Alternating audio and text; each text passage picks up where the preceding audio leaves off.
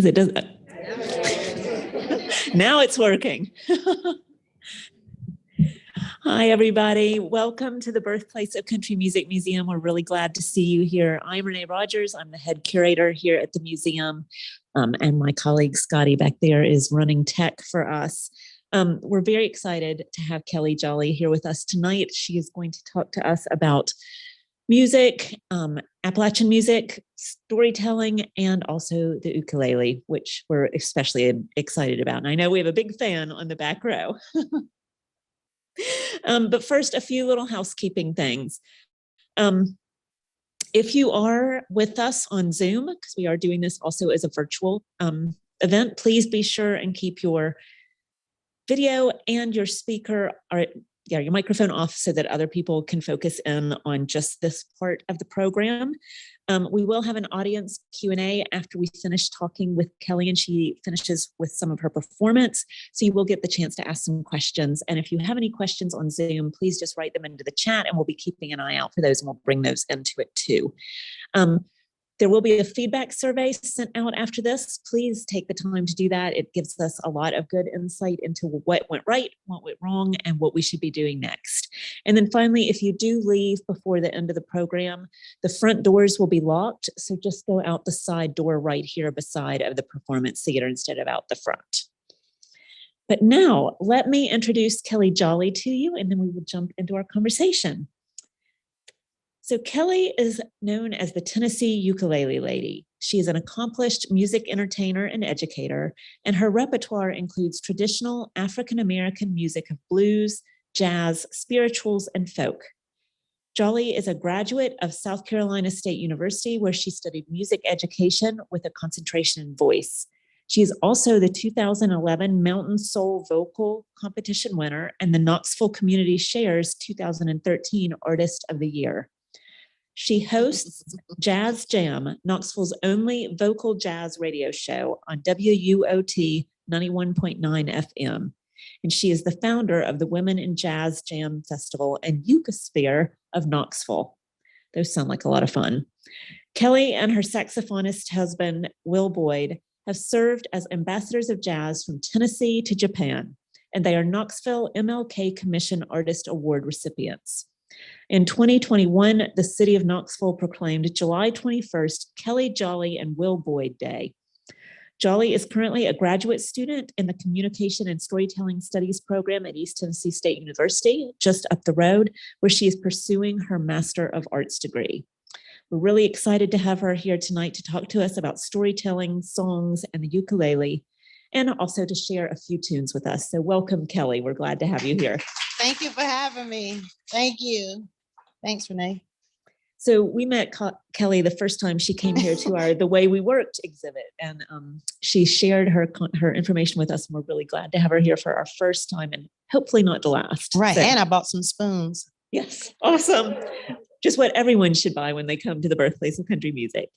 So let's get started with our conversation. We're going to intersperse these with some really great songs and tunes from Kelle on the ukulele. First off, tell us a little bit, Kelle, about how you came to music. Are you from a musical family? And what types of music do you explore in your work? Well, I was born in Hampton, South Carolina. That's in the Low Country. Hampton is near Hilton Head and Savannah. And I grew up in Decatur, Georgia, which is in Metro Atlanta. And now I live in East Tennessee. So I like to say that I am an Appalachian Georgia line of peach.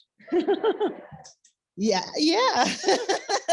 And all the places that I've called home have given me songs and stories. So a lot of my style and my repertoire has come from just music that my parents gave to me, music that I listened to around the house, listening to the radio, and then studying music later on. So living here in East Tennessee just broadened that because of my experience, my artistic experience in theater and TV.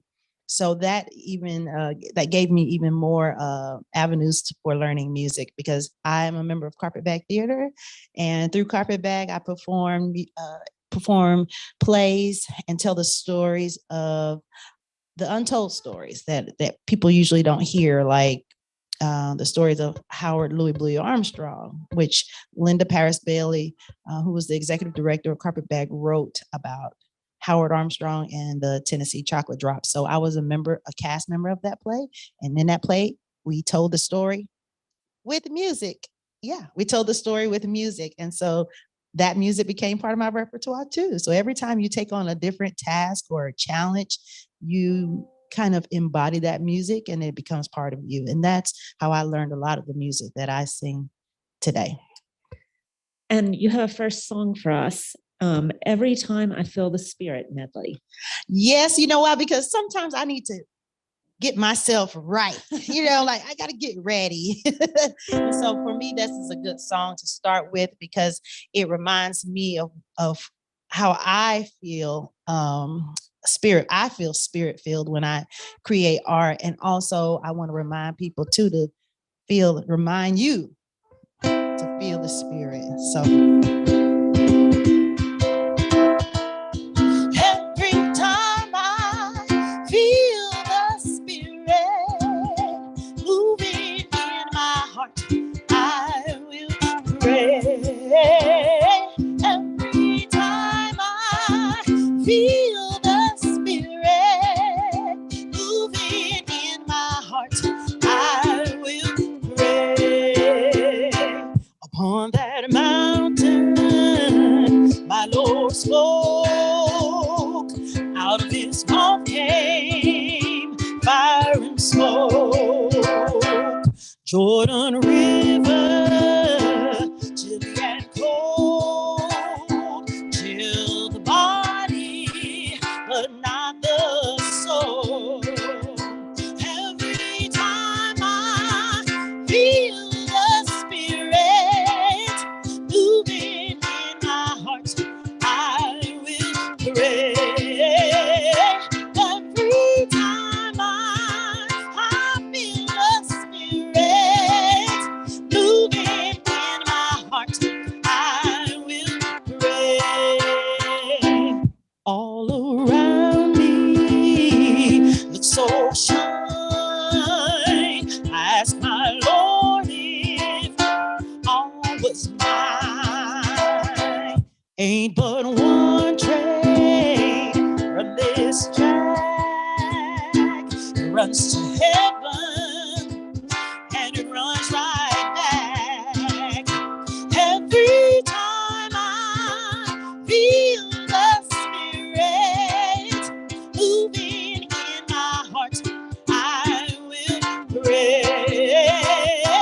Every time I feel the spirit moving in my heart, I will pray. All around me looks so shine. I ask my Lord if all was mine. Ain't but one train run this track. It runs to heaven, oh, and it runs right back. Every time I feel the spirit moving in my heart, I will pray. Every time I feel the spirit moving in my heart, I will pray. Well, I got shoes, you got shoes. All of God's children got shoes. When we get to heaven, gonna put on our shoes. I'm gonna walk all over God's heaven. Heaven, heaven. Well, now everybody talking about heaven ain't going there. Heaven. Well, I got a robe, you got a robe. All of God's children got a robe. When we get to heaven, gonna put on our robe. We're gonna walk all over God's heaven. Heaven, heaven. Well, now everybody talking about heaven ain't going there. Heaven. Well, I got a crown, you got a crown. All of God's children got a crown. When we get there, we're gonna put on a crown. I'm gonna walk all over God's heaven. Heaven, heaven. Oh, everybody talk about heaven ain't going there. Heaven. Well, I got shoes, you got shoes. I got a robe, you got a robe. I got a crown, you got a crown. Heaven. I said, I got a shoes, you got a shoes. I got a robe, you got a robe. I got a crown, you got a crown. Heaven. You can sing that with me, come on. I got a shoes, you got a shoes. I got a robe, you got a robe. I got a crown, you got a crown. Heaven. I said, I got a shoes, you got a shoes. I got a robe, you got a robe. I got a crown, you got a heaven. I said, I got a shoes, you got a shoes. I got a robe, you got a robe. I got a crown, you got a crown. Heaven. Talk about heaven. Talk about heaven. Talk about heaven. Talk about walk around. Talk about walk around. Talk about heaven. Talking about heaven.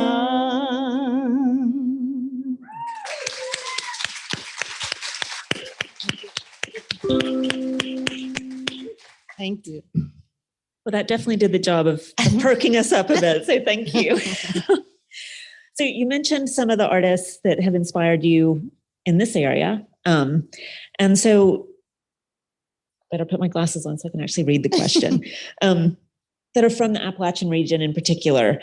And what's drawn you to them, and what have you learned from listening to them? Just some of the sort of songs and the stories that have inspired you. Well, I feel like the blues has been following me for a long time. And I tried to run away from it. You know, when I was younger, people would say, oh, you sound like Billie Holiday. And I said, don't say that. Don't say that, because Billie Holiday's story is not a story that, I mean, it's her story. I don't want to like repeat it, you know, so I just feel like, am I like, why is the blues following me? But now I've come to the age where I've lived a little bit now, and I'm okay with it.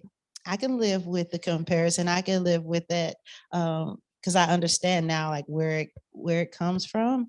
And I can say that the blues really has followed me. I've lived in Chattanooga. I spent time learning and singing and celebrating Bessie Smith. I've lived in Knoxville. I've learned about Ida Cox.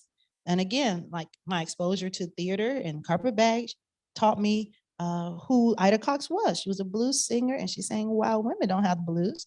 And I also learned about some of the friends of Howard Armstrong, like Leola Manning, who was also from East Tennessee. And I learned about her music, and I'm actually friends with her granddaughter, who I used to interview on my TV show a lot, Frankie Slay. So I have a connection to people like Leola Manning. And I like to sing Leola Manning's music because when she was living in Knoxville in the early part of 1900s, she could not sing in the Tennessee Theater or at the Bijou Theater. So when I go to places like that here, I like to sing her music so that it is heard in those spaces, between those walls. Her music made it inside those places. And so it's important to me to sing the music of people like Leola Manning and even Ida Cox too. Yeah. And you mentioned the Tennessee Chocolate Drops, which have a great connection to some of the early Bristol sessions and the other sessions recordings like in Knoxville. Right. They recorded in 1930. Yeah. They recorded it. So did Leola Manning. She was one of the only African-American women that recorded during those sessions too. Yeah. Yeah. So that's a nice connection to that early history. You had another song that you were going to play for us now, and this is one of the Leola Manning songs that you were mentioning. The Blues Is All Wrong. Yes, it sounds like another song you may have heard the Tennessee Chocolate Drops record. And that's because people took those same changes, the same progressions, and they put their own words on it. And Leola Manning was a preacher, so an evangelist. So that's why this song is called The Blues Is All Wrong. Everybody fall in line. I'm gonna sing this song of mine. It's all right. This song is all right. This song's all right. It just won't quit. It's all right while I'm singing it. It's all right. This song is all right. It's all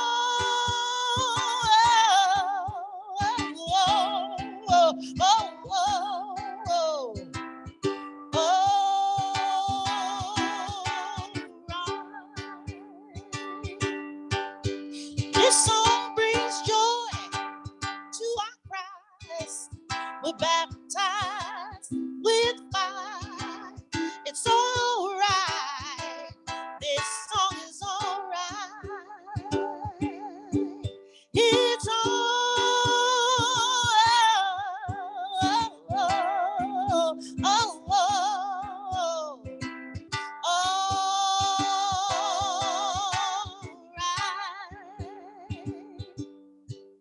this song's all right. It just won't quit.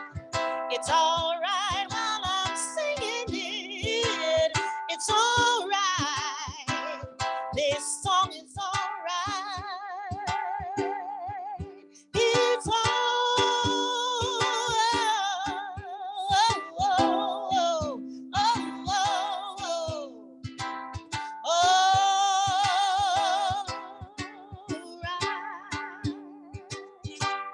well, you can talk about me, treat me mean. You better change your ways, you better get clean.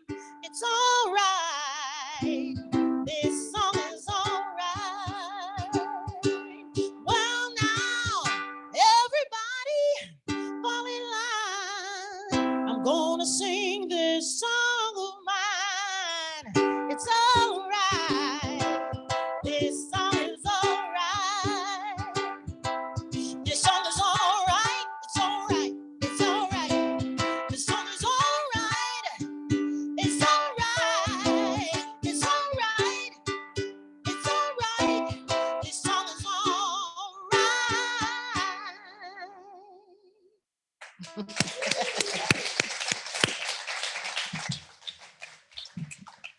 Definitely not the blues. But you know, because the blues is all wrong.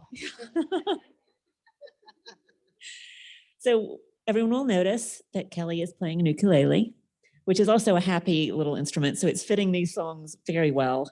When did you take up the ukulele and why did you choose this instrument? Okay, well, I didn't start with ukulele. I didn't know about the ukulele. Did you? The ukulele the trend just like washed over the United States, like maybe about 13 years ago, I'd say. At that time, I was still playing guitar.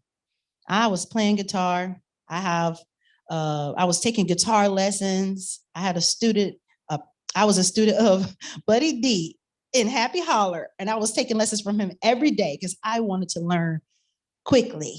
So I'm kind of intense that way. Like, I want to learn it. I'm gonna like kind of immerse my life in it. So I was taking lessons every day, and my guitar was big, and I feel like my little arms couldn't get around it, and my fingers felt like I couldn't press the strings, and they have those metal strings, and my fingers were hurting, and I felt clumsy. I was like, this is not comfortable. Like, I don't know if this is my sound because I'm not connecting with this instrument.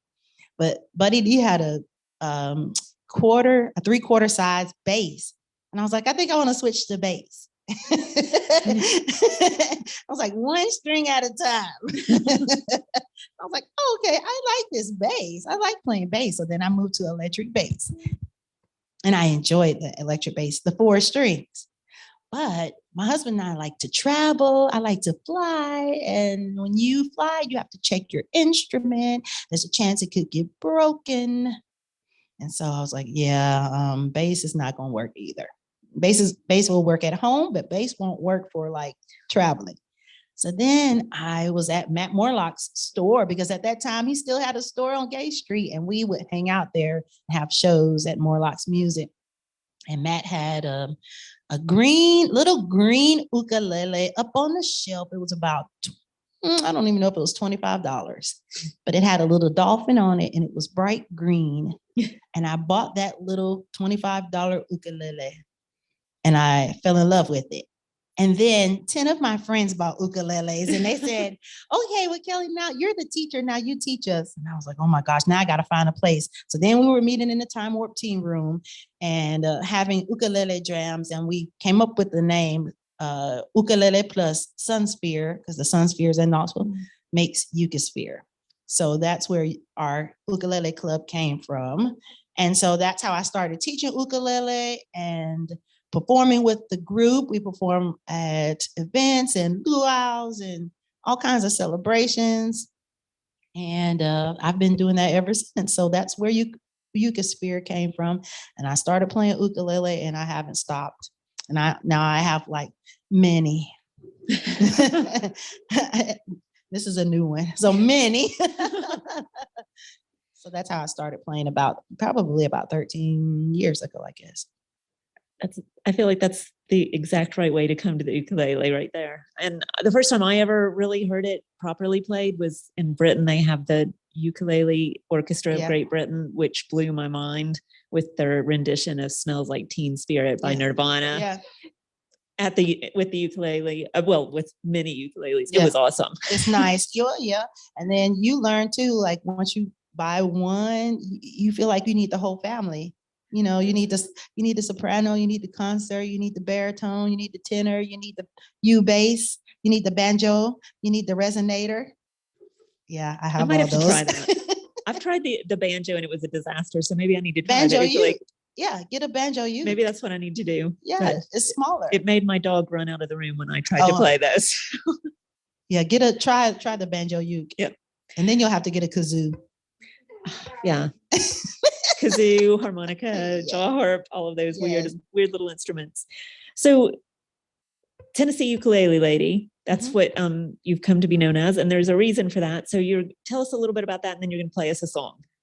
You know, when you're an artist, you're always submitting your bio to people. Like, I probably submitted one to you. You did. I know. So, you know, when you come up with a bio, you think like, who am I? You're always evaluating yourself as an artist, defining yourself and trying to describe yourself to other people. So I had to perform somewhere and I said, well, I should work on my bio.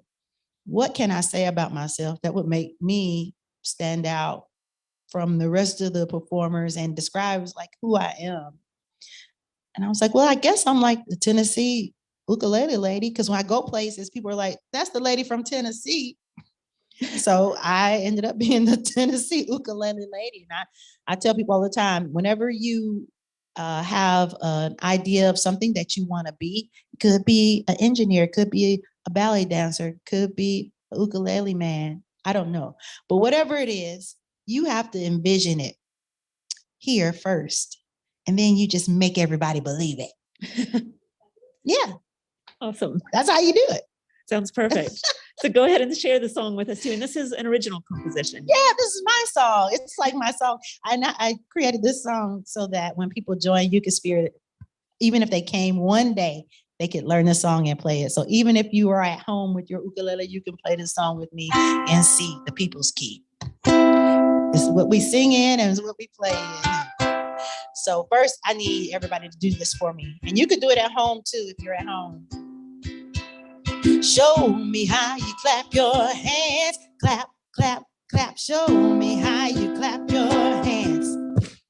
Now show me how you stomp your feet. Show me how you stomp your feet. Now show me how you rock your head. Rock, rock, rock. Show me how you rock your head.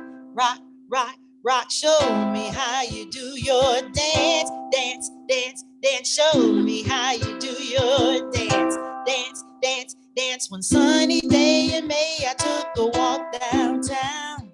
And who did I meet on the square? An ukulele lady from Tennessee, strumming along without a care. She sang about a bee chasing a firefly, and the bee was so in love. Well, the crowd, they laughed and smiled with her, showing the rows of Tennessee River pearls. Tennessee ukulele, Tennessee ukulele lady.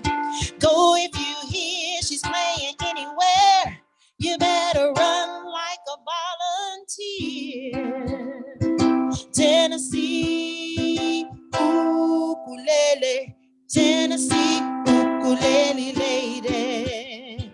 You never find another like this ukulele strummer in the whole Yugosphere. Come on now, show me how you clap your hands. Show me how you clap your hands. Now show me how you stomp your feet. Show me how you stomp your feet. Now show me how you rock your head. Rock, rock, rock. Show me how you rock your head. Rock, rock, rock. Show me how you do your dance. Dance, dance, dance. Show me how you do your dance. Dance, dance, dance. Go and grab your brother. Don't forget your neighbor. We're gonna have a real good time. Put your hands together. Shake your tail feather. Ukulele makes the whole world smile. Tennessee, you say ukulele. Tennessee ukulele lady. Go if you hear she's playing anywhere, you better run like a volunteer. Tennessee, you say ukulele. Tennessee ukulele lady. I like that harmony. You never find another like this ukulele strummer. You never find another. You never find another. You never find another in the whole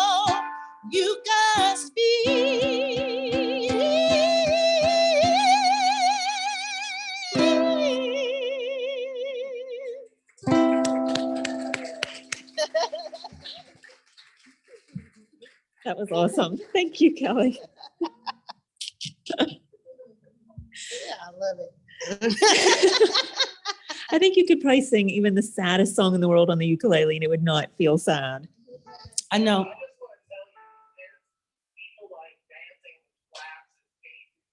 Yay! I want to go back and watch. Yes. It's party everywhere. Awesome. That's good. Yeah, you have to just get up and move, if you can, just because I know what it feels like to not be able to, that's what I was saying earlier. Like, I know what it feels like to have the blues because I've had the blues. I've lived the blues in my life. I have had a lot of things happen. Mm-hmm. And so those things, the memory of those things don't go away. And you have to carry on. You got to figure out a way to move forward. I've lost a child. I've had heart attack.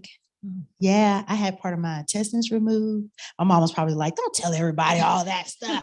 I know she's probably, she's going to tell me on the phone, why do you tell everybody about it? You're going to make everybody sad. But, I'm not saying it to make people sad. I'm just saying if you look at me, just know that all of that is in here. I can still have a good time sometimes. I can still find a reason to laugh and smile and help people and enjoy myself. But I've gone through the same thing everybody else is going through, and it's just part of my story now. And music is a big part of going through those emotions, I think. So music is a great way to sort of express them and deal with them. Right. Because if you've ever experienced a time where you were in a place where you couldn't get outside to your garden, which is where I always want to be, where you couldn't get outside, you can't move, and everybody has to help you do little things, then you become grateful for the little things you can do. Yeah. Well, and speaking of the power of music, one of the other types of music that you really love is jazz, that you have a lot of passion for, and you have your radio show, the Jazz Radio Show. You call yourself an ambassador of jazz. Yeah. So tell us a little bit about that, and also some of Tennessee's connections to jazz.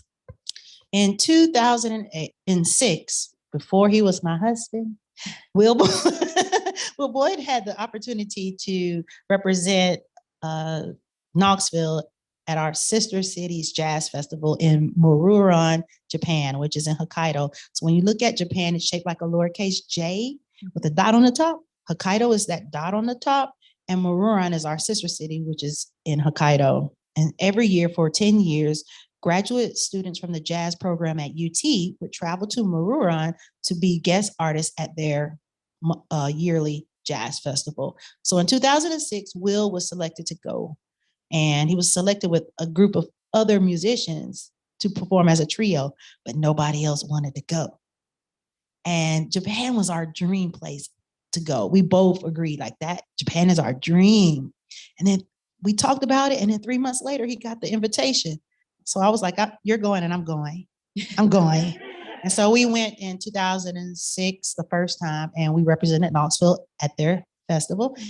Fell in love with them. They fell in love with us. In 2008, they wanted us to come back. I said, no, we're getting married. They said, get married over here. I said, okay. I just want to make sure that nothing's lost in translation if I agree to this. When I say okay, I mean, like, I can't pay for it.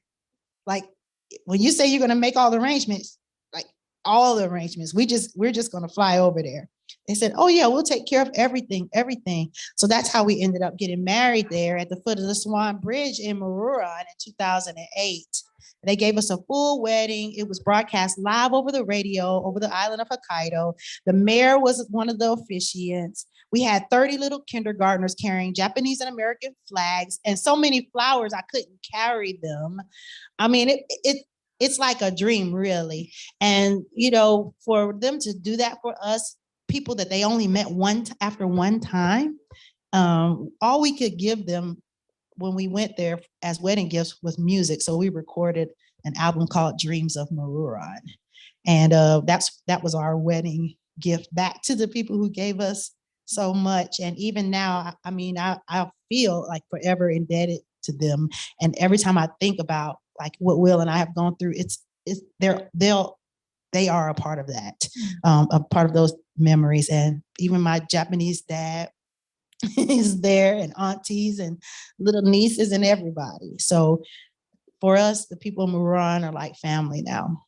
So I've seen how music can connect people across boundaries, how jazz is accepted all around the world. And it's something universal about that sound, those notes, those progressions, that swing, that feel, something about the feel that makes people feel connected to you. And so we love traveling and sharing this music because it's been a part of our lives. We both grew up in jazz. We both were jazz students, jazz performers, and then we get to meet other people through the jazz too.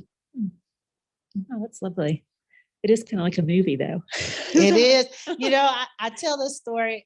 I tell the stories of Will and I with my cohort members in school, because I'm in graduate school at ETSU, like you said. And one of my cohort members, he says, Will Boyd is my favorite story character. I tell so many Will Boyd stories. He was like, Will Boyd's my favorite character. And you have a song to share with us related to this Knoxville Club again, an original composition with Will. Yeah, it's from Dreams of Mururan. It's all about our first trip, riding the JR line trains, going out to other jazz clubs, because there's so many jazz clubs, meeting people, eating yakitori which is chicken on a stick. Yum. And being on the plane where as soon as we like took off from the US, everybody took their shoes off on the plane. It was like, oh, thank goodness. Everybody took their shoes off because that's what they do. Inside, you don't wear shoes. So they showed us that on our first flight to Japan. So all those things are in this song.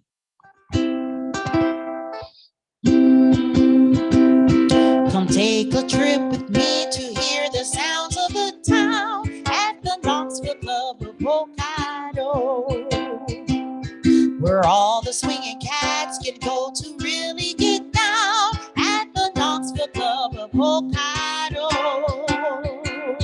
We'll hop the JR line around 10:30. Then we can catch the show from beginning to end. So hurry up, don't make me have to say it again. At the Knoxville Club of Hokkaido. If you got the blues, the band can take care of that. At the Knoxville Club of Hokkaido. The dizzy rhythms flow when you can get up and dance at the Knoxville Club of Hokkaido. We'll do the Lindy Hop until we sing doo-wah. Then you can snap your fingers like you were glad all along. Then shuffle to the stage and leave a tip in the jar at the Knoxville Club of Hokkaido. Take a look around, you'll find a smile on each face at the Knoxville Club of Hokkaido. If music is your friend, well, boy, you're in the right place at the Knoxville Club of Hokkaido. Well, we'll have some yakitori, best that money can buy, and you can drink the sake till the well runs dry. Go on and take your shoes off, they won't even ask why at the Knoxville Club of Hokkaido. At the Knoxville Club of Hokkaido. At the Knoxville Club of Hokkaido. Domo arigatou gozaimasu. Domo.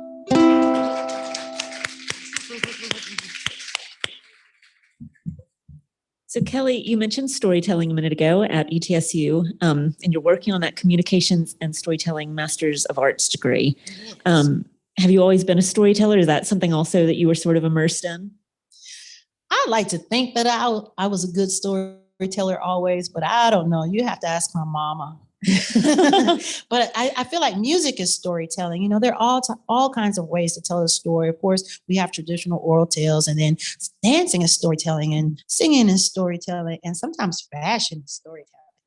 I mean, there's so many ways to find a story. I'm sure each of you has an infinite number of stories with you. You walked in the door with them. You're on the screen with them right now. Stories you want to tell, stories you're telling us just by the way you look or your expression or you walk. There's a story in it. And with music, that's always been my storytelling. And when I look at a song, I look at it like people might look at a jewel, you know, or a prism, because there's so many stories reflected in that song. You have the story that the composer had that inspired them to write the song. You have the song itself might be a story, especially with the blues. That's why I love the blues, because the blues is nothing but telling the truth. And so that song might have a story. And then the audience members come with their own interpretation. Everybody has a story, a backstory on how they interpret the song they're listening to. It takes you to your own place. You know, so stories have so many sides, and with the audience and the storyteller, you can find so many different stories. Yeah. And you have a song to go along with that. There's a hole in the bucket, a traditional song. So I grew up with my parents singing. You asked me earlier, like, where did the singing come from? My parents were not performers, but they performed for us. And when I was young, maybe when I was about 8 years old, 7, 6, 5, 4, 3, 2, and 1, my parents tucked me in at night. Do people still do that? I don't know. But my parents tucked me in at night. They would come to my bed and they would tuck my covers and they might sing a song or tell a story. And so this song, it's a circle song, you know, what comes around goes around. And my dad had a real deep, heavy voice, and he liked to sing. He would sing and he would march me and my brother with songs. And then my mom, she also likes to sing and use her voice to tell a story too. So this is probably like my favorite story song. My dad would start off with his real heavy voice and he'd say, "There's a hole in the bucket, dear Liza, dear Liza. There's a hole in the bucket, dear Liza, a hole." My mom would say, "Well, fix it, dear Henry, dear Henry, dear Henry. Well, fix it, dear Henry, dear Henry, fix it." Henry would say, "With what shall I fix it, dear Liza, dear Liza? With what shall I fix it, dear Liza? With what?" "With a straw, dear Henry, dear Henry, dear Henry. With a straw, dear Henry, dear Henry, with it." Henry looked at the straw. "But the straw is too long, dear Liza, dear Liza. But the straw is too long, dear Liza, too long." "Well, cut it, dear Henry, dear Henry, dear Henry. Well, cut it, dear Henry, dear Henry, cut it." "With what shall I cut it, dear Liza, dear Liza? With what shall I cut it, dear Liza? With what?" "With a knife, dear Henry, dear Henry, dear Henry. With a knife, dear Henry, dear Henry, with it." Henry looked at the knife. "But the knife is too dull, dear Liza, dear Liza. But the knife is too dull, dear Liza, too dull." A little like Henry. "Well, sharpen it, dear Henry, dear Henry, dear Henry. Well, sharpen it, dear Henry, dear Henry, sharpen it." "With what shall I sharpen it, dear Liza, dear Liza? With what shall I sharpen it, dear Liza? With what?" "With a stone, dear Henry, dear Henry, dear Henry. With a stone, dear Henry, dear Henry, with it." Henry looked at the stone and he said, "But the stone is too dry, dear Liza, dear Liza. But the stone is too dry, dear Liza, too dry." What do you do with something that's too dry? "Well, wet it, dear Henry, dear Henry, dear Henry. Well, wet it, dear Henry, dear Henry, wet it." "With what shall I wet it, dear Liza, dear Liza? With what shall I wet it, dear Liza? With what?" "With water, dear Henry, dear Henry, dear Henry. With water, dear Henry, dear Henry, with it." "With what shall I fetch it, dear Liza, dear Liza? With what shall I fetch it, dear Liza? With what?" "With a bucket, dear Henry, dear Henry, dear Henry. With a bucket, dear Henry, dear Henry, with it." But we all know what what Henry's gonna say, don't we? We can say it together. Henry said, but there's a hole in the bucket, dear Liza, there's a hole in the bucket, dear Liza, a hole.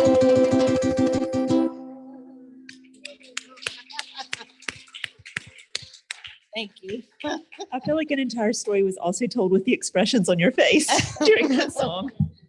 Well, I'm also, even though I'm in school, I'm also teaching, and I have to tell my students all the time, please use your nonverbal communication in your speeches. So you talked about the different sort of parts of a song and the way that people come to a song as being part of that story, and that the story that's interpreted has all these different sort of connections. But also it's a great way, I mean, as you've evidenced today, when you're playing music in front of an audience, stories, both within the songs, but the stories you tell are a great way to connect with the audience.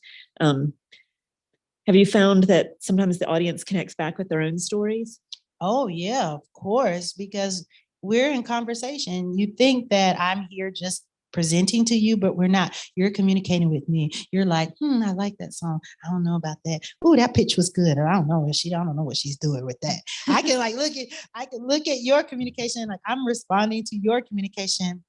If you lean in, I lean in. If you lean back, maybe I need to lean back. So we're always in communication. Even when you're listening, you're communicating. Yeah. Yeah. And I'm sure also, I mean, one of the things we found here at the museum is that people, they connect with music in so many different parts of their lives. So we're always being told by visitors to the museum their personal stories of music, even if they're not musicians, just what music has meant to them, who some of the artists that they listen to, what they mean to them. So you get these wonderful stories just from people, from their own experience of music too. Right, because people want to be heard. So like sometimes you like music, or you relate to it, or you connect to music because you feel heard. You feel seen, like they sang that song like that. They were singing to me, or they sang that song, and that's how I feel. So for sure. The song, singing, the artist, that's what artists do, remind people that they are seen and heard.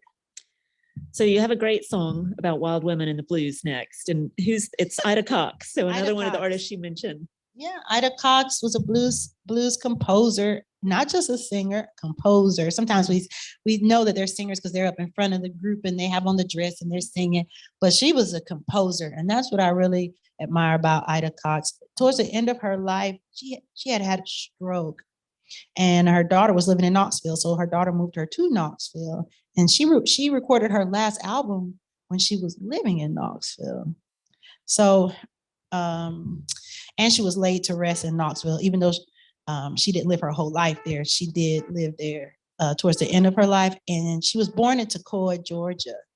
So my friend Marie Cocker and I have been talking about making some kind of connection, doing something to connect, to celebrate Ida Cox. But in the meantime, we can remember to be wild women. Are there any wild women in here? Well, look, I would say you can always tell a wild woman because they answer with both hands. Wild women, 2 hands. Yeah. Well, I hear these women talking about their monkey men, about their trifling husbands and their no good friends. These women like to sit around all day and moan, wonder why their wandering papas won't come home. But wild women don't worry, wild women don't have the blues. Now if you got a man, don't ever be on the square, 'cause if you do, he'll have a woman almost anywhere. I never be known to treat no one man right. I keep them working for me every day and night, 'cause wild women don't worry, wild women don't have the blues.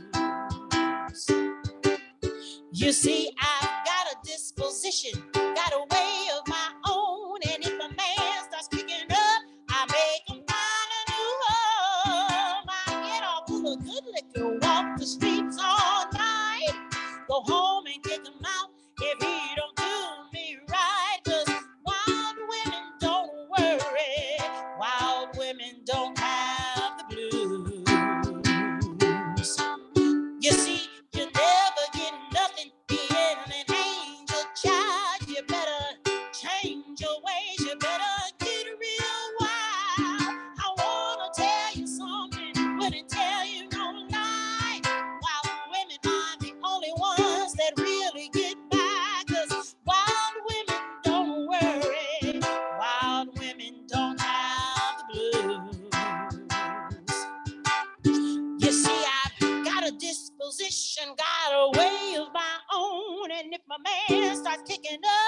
make them find a new home. I get all full of good liquor, walk those streets all night.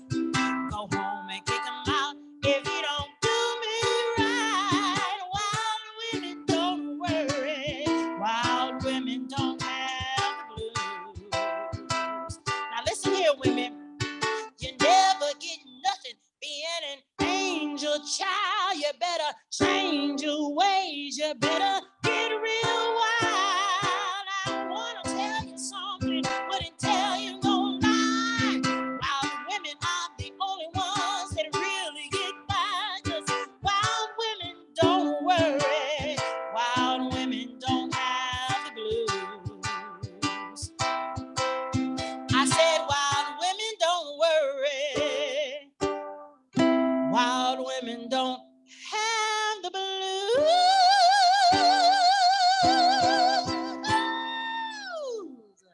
You better get wild.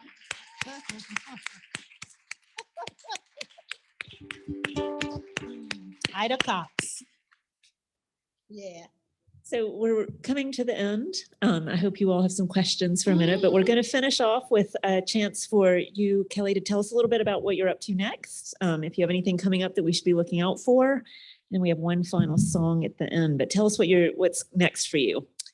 Oh, Saturday in Knoxville, the Women in Jazz Jam Festival Band, which is a collective of local women from Knoxville that have played the Women in Jazz Jam Festival over the years, are performing at Sustainable Futures in South Knoxville. That's Saturday. And then next week, May 21st,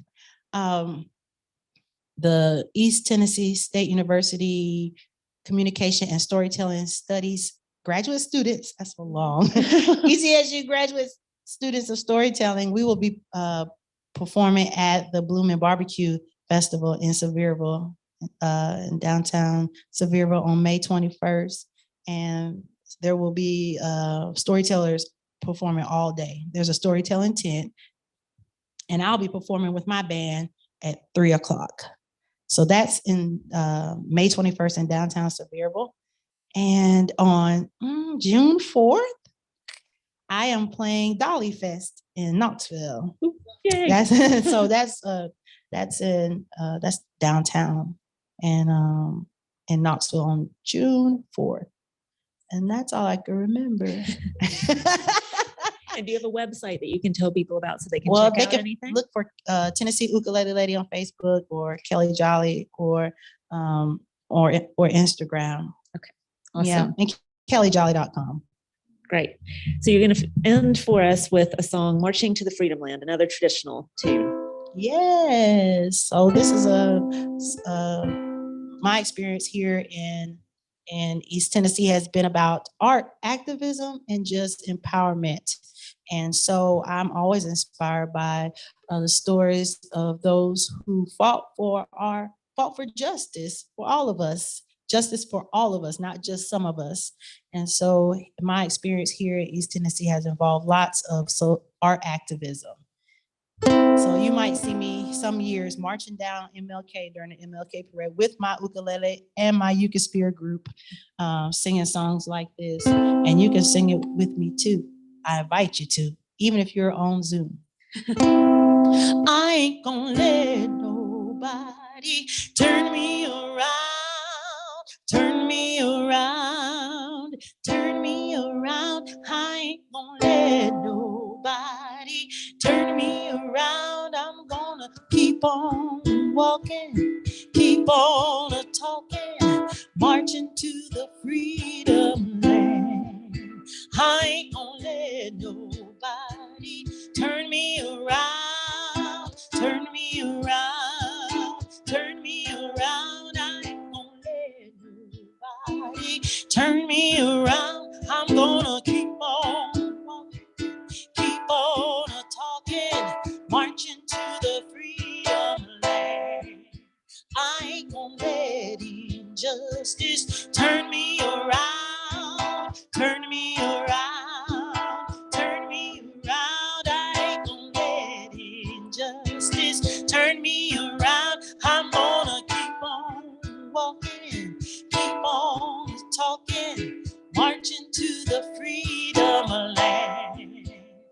Sometimes I sing this song with young people, and if we want these songs to live on, you got to give them a reason to sing it.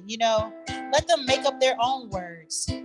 One of my favorite experiences doing that really stayed with me. I sang this song with some young people, and they made up their own words for it. And I'm sure they're still singing it to themselves now. And this is what they said. I ain't gonna let no teacher give me bad grades. Give me bad grades. Give me bad grades. I ain't gonna let no teacher give me bad grades. I'm gonna keep on working, keep on studying, marching to my graduation. Yeah. So sometimes it's okay.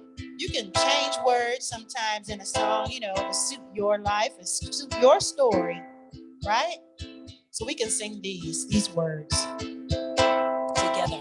I ain't gonna let nobody turn me around, turn me around, turn me around. I ain't gonna let nobody turn me around. I'm gonna keep on walking, keep on talking, keep on walking, keep on talking, keep on walking, keep on talking, keep on walking, keep on talking, keep on walking, keep on talking, keep on walking, keep on talking, keep on preaching, keep on singing, keep on singing, keep on playing, keep on walking, keep on talking, keep on walking,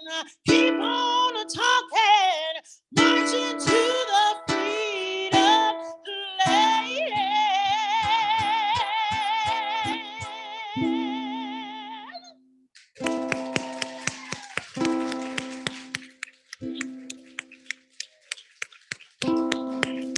Thank you. That was amazing, Kelly. Thank you. So we have about 15 minutes for Q&A. So if anyone has anything that they'd like to ask Kelly, now's your chance. And Scotty, if you don't mind to check the chat to see if we've got any Zoom questions, we'll also bring those in. And I can start off with that. Okay, go ahead. It's from, it's a good one too. It's from our friend and board member, Larry Currency. Hi, Larry. And he says, Ms. Jolly, you play and sing so delightfully with energy and excitement. Tell me, my 12-year-old granddaughter from Alpharetta, Georgia, has become smitten with the ukulele and plays it every day, even writing her own songs. Do you have any suggestion or words of encouragement which you could offer her? Thank you. Wow, that's amazing that your granddaughter found her voice in the ukulele. I would say record those songs. Write them down, record them, because now she can live with them and kind of like work on them and build them and use them. And even though it's good to record those songs, well, in addition to recording the songs or writing down the words and making videos of yourself singing it, write down what you were thinking when you wrote the song. Write down what you were doing, like journal it.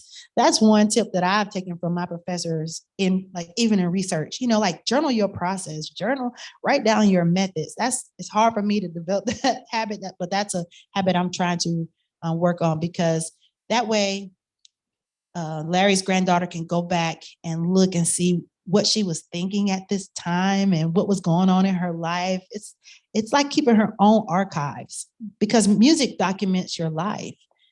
Sometimes we have, especially as artists, you say, well, I'm not going to record now. I'll wait till I get better.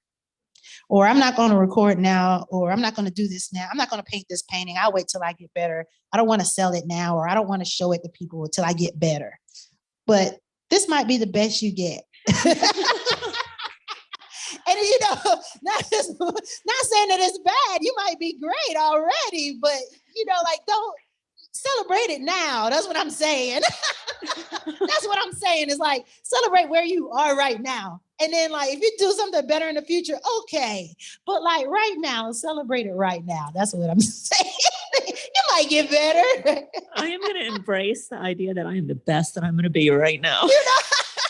But what if it might be. Yeah. And there's nothing wrong with that. Some things, Yeah. I mean, you learn to walk. You're not walking better, are you? You learn to walk when you were a baby. You're not doing something different. You like walking the way you learn to walk. So some things are just going to be. But for the granddaughter, she's young. She got room to grow. But just, like, don't wait to be something else. Like, be happy where you are right now. That's what I'm And saying. since Larry's one of our board members, Scotty, I'm also going to give him a little answer and say that I agree with Kelle about writing it all down, because that will help us historians later in life to record people's lives, is when they write stuff down and share those stories. So that's a good tip. Thank you. So we have one on the back.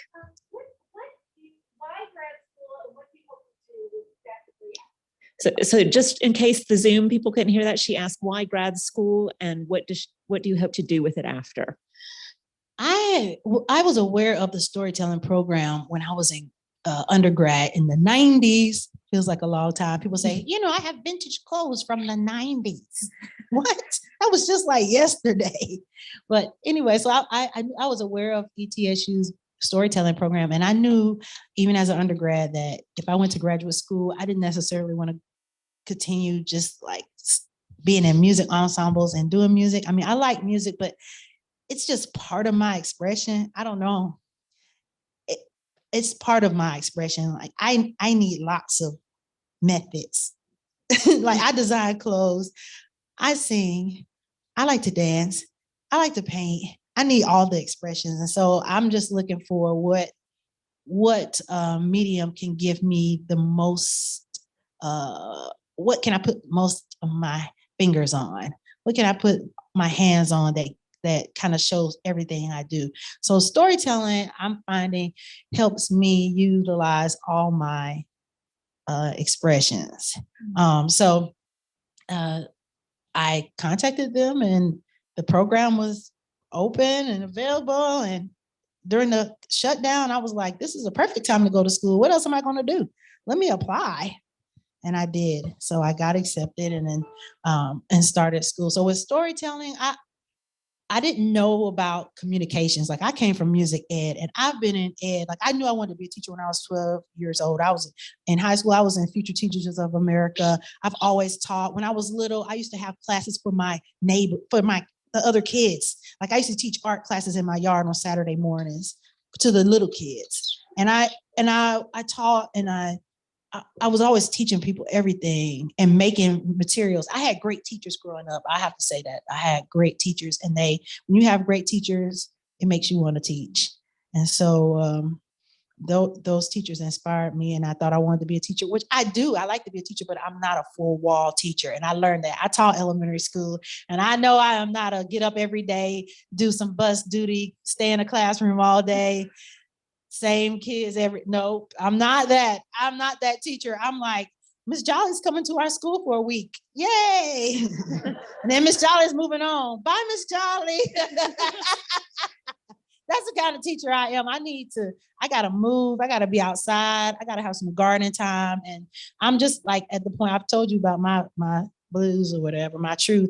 And I've just gotten to a point where like, why can't I have a life that I am comfortable with? I don't want to be fighting, or making time for myself. I want to have time for myself or take care of myself. Yeah. So I don't know. So but I love communications. I love research. Like now I feel like, I found another expression. I like research a lot. I could be just doing this. So I love communications. Anybody else have a question for Kelle? They know all.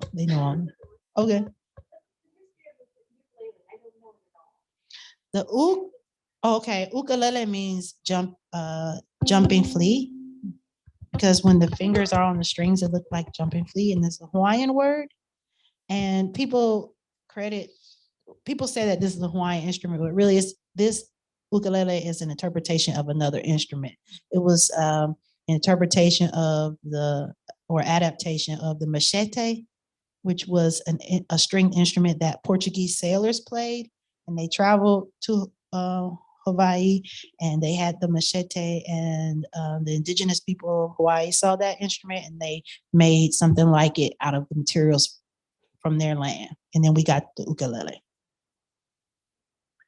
And if you like the ukulele, there is an amazing uke luthier in our area, Jane Henderson. I don't know if you know her, Kelly, but she does beautiful, beautiful ukuleles. Wow, I need one. I will send you a link to her website. Her father is Wayne Henderson, who people probably do know. So she does guitars and ukuleles, but her ukuleles are gorgeous. So little boy's like, uh-oh. I know. I probably should have told you that. You're gonna want to spend some money, but I do. I am. I'm actually planning to go to a Black string musician gathering in September, and it's on the property of Dr. Dina Jennings, and she also makes gourd banjos and gourd banjo ukuleles, and she does storytelling workshops. Wonderful. So I'm looking forward to go hang out with Dr. Dina. Yeah, in September. Do we have any more questions on Zoom, Scotty? No? Nope. Anybody else here? No, but we do have a lot of compliments. Lots of compliments. Thank you. Yay. That's what we like to hear. And we do have a question at the back. So just in case the Zoom people didn't hear that, it was about the songs having this joy in the face of hard things, and that's something that we're all been dealing with over the last few years. And if Kelly had any thoughts or advice on how you do that. We're going to get deep now. Yeah, you know what? I try to like not complicate, like fill my head with things that are far away from me. And I try to like think about things that are right in front of my toes. Like right now in this spot, right in front of my toes, am I like safe? Am I, am I hungry? No, I'm not hungry. Am I in danger? No, I'm not in danger. Then what am I like? What do I have right here in front of my toes to worry about? And I have to do that sometimes because you look out and you see, especially now we look out and we can see so many things wrong and dangerous and bad and hurtful. And we can carry them with us even when they're not in front of us, So I have to remind myself of that. Of course, I think about the things that everybody thinks about in the world. But I have to remind myself, like right now in this moment, though, how are you? That.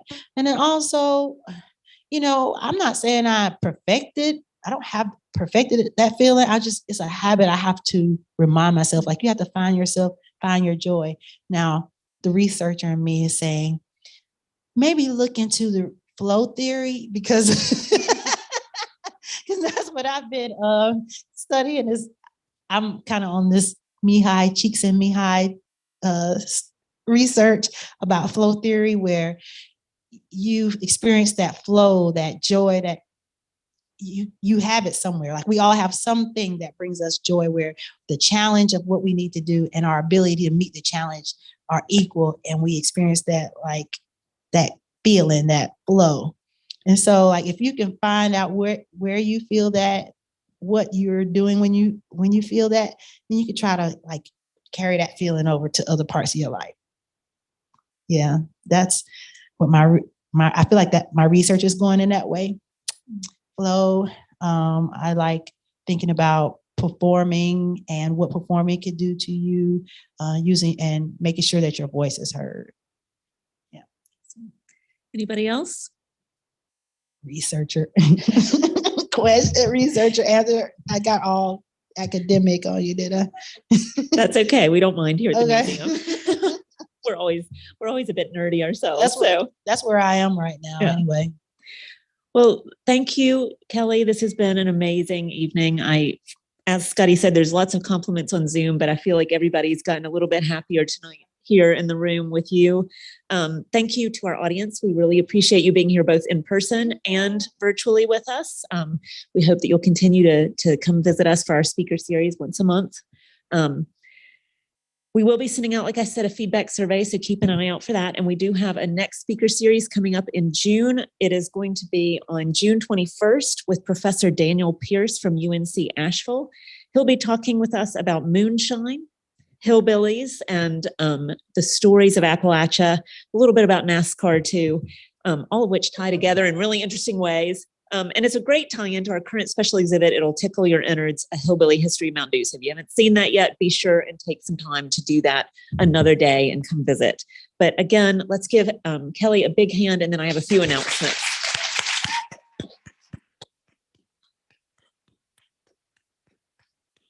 So before you leave, I just want to share a few of the things that are going on at the museum and upcoming in the next month. Like I mentioned, we have our It'll Tickle Your Innards Hillbilly Mountain Dew exhibit from the East Tennessee History Center in Knoxville, Tennessee.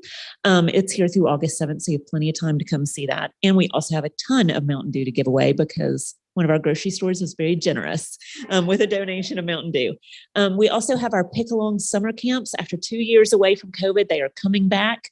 We have a beginner session in June 20th to the 24th, and an intermediate session July 11th to the 15th. That is a great chance for your kiddos in your lives to experience music. Banjo, fiddle, and guitar are the big ones. And we might even have Kelle come along and help with them one day. So be sure and keep an eye out for that. The other thing that is back after COVID is our community jams. This month is our first community jams. We're going to be having those every second Saturday of the month and every fourth Saturday of the month. The second Saturday is going to be one hosted by the museum and our volunteers. It's going to be a traditional acoustic jam. Anybody, any instrument, everybody's welcome, no matter how good you are or how new you are. Please come and jam with us. That's 2 to 5 on those afternoons. And then the fourth Saturday is an acoustic bluegrass jam hosted by East Tennessee Bluegrass Association. They have a few more rules because they want only traditional bluegrass instruments and songs, but it's still a great time. Finally, let's see, we have this week our museum talk on Thursday, May 12th at 12 p.m. will feature an interview with Katie Menney from the North Carolina Maritime Museum at South Point, so you can learn all about maritime museums. And our Radio Bristol Book Club book this month is Sheila K. Adams, My Old True Love. We'll be discussing that on air with our friends at the Bristol Public Library on Thursday, May 26th. So be sure and join us for some of these things. More and more things are happening as we slowly but surely seem to be opening up a bit, and we hope to see you there. Thank you again, and thank you, Kelle.